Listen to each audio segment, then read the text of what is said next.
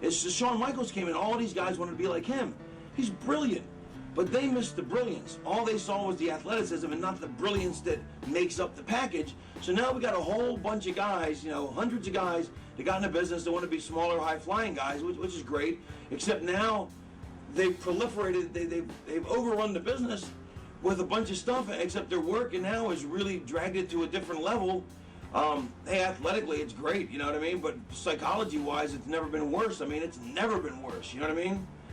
You know, I mean, at least you're never going to have the boring, lazy matches of the early 80s, which is great, because that was really stinking out the joint, you know what I mean?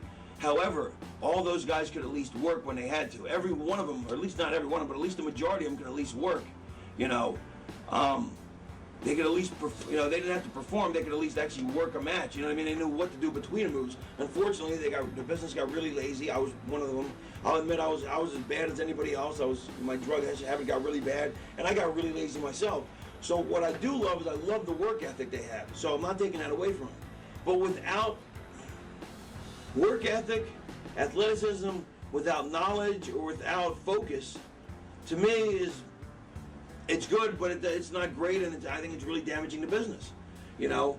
And I think it's going to damage it for years to come unless we change that, because the further and further we get away from learning how to work, there's going to be no one left to teach it, you know? So who are they going to learn from? Because the guys now coming up who are the best guys don't know fucking word one about working. And they think they do, but they don't. So they're going to teach more people, and they're going to teach more people. Now you got all these guys opening schools that were just jobbers to begin with who don't know how to work. So they're training people. So you have so many guys now who don't know how to work in the business. The majority of people in the business don't know how to work. They just know how to perform. And I think that's really, really bad for the business.